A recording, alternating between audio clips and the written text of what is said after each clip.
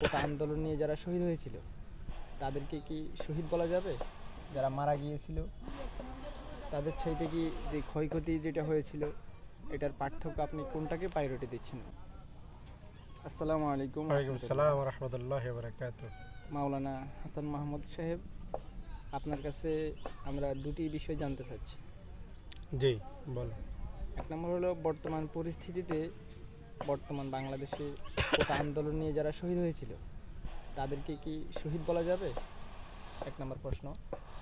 আর দুই নম্বর প্রশ্ন হলো এই যে যারা শহীদ হইল, যারা মারা গিয়েছিল তাদের চাইতে কি যে ক্ষয়ক্ষতি যেটা হয়েছিল এটার পার্থক্য আপনি কোনটাকে প্রায়োরিটি দিচ্ছেন বেশি? যাক, আপনার প্রশ্নটা দুইটা প্রশ্নই বর্তমান সমসাময়িক প্রশ্ন। আসলে এই প্রশ্নগুলো বর্তমানে অহরহ নেট দুনিয়া অথবা সোশ্যাল মিডিয়া বা খবরের শিরোনাম হয়ে আছে। তো আপনি প্রথম প্রশ্ন ছিল যে যারা শহীদ হয়েছে কোটা আন্দোলনে তারা কি শহীদ তাদেরকে বলা যাবে কি না। আমি যতটুকু জানি কোরআন হাদিস থেকে যে যারা অধিকারের জন্য দেশের জন্য যুদ্ধ করে সংগ্রাম করে তারা যদি হতাহত হয়ে হত্যা হয় অথবা আহত হয় অথবা মারা যান তাদেরকে শহীদ বলা যাবে। হাদিস অনুযায়ী সেই হিসাবে যারা শহীদ হয়েছে কোটা আন্দোলনে তাদেরকে শহীদ বলা যাবে।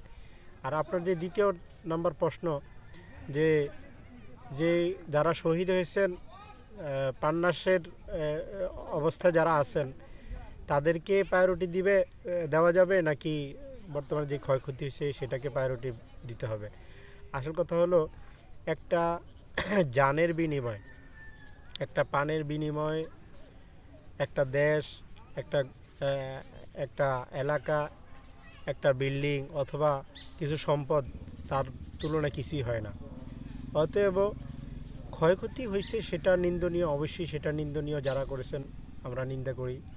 কিন্তু আমাদেরকে সর্বপ্রথম আমাদেরকে বলতে হবে যে আমাদের মেধা, আমাদের প্রাণ চলে গেছে যেটার পরিপূরক আর কিছুই না, কোনো সম্পদও না, কোনো কিছুই না। অতএব আমি মনে করি যে সম্পদের আগে আমাদের এটা স্বীকার করে নেওয়া বা স্বীকার করা যে আমাদের আমরা অনেক প্রাণ হারিয়েছি, যেই কাজটা আমাদের আদৌ ঠিক হয়নি। এমনকি এই থেকে আমাদেরকে শিক্ষা নিতে হবে ভবিষ্যতেও আমাদের আর একটা প্রাণও যাতে করে এরকম অ্যাক্সিডেন্টলি বা এরকম আন্দোলন করে যাতে করে হত্যা না হয়, আমরা সেদিকে লক্ষ্য রাখি। আল্লাহ তাআলাও যারা শহীদ হয়েছেন তাদেরকে শহীদি মর্যাদা দিয়ে তাদেরকে জান্নাতবাসী করুন, এবং কি যারা আহত অবস্থায় আছেন আল্লাহ তাআলা তাদেরকে সুস্থ অবস্থায় আবার সুস্থ জীবনে ফিরে আসার তৌফিক দান করুন। আর যাদের বুঝের অপূর্ণতা আছে আল্লাহ তাআলা সকলকে বুঝার তৌফিক দান করুন।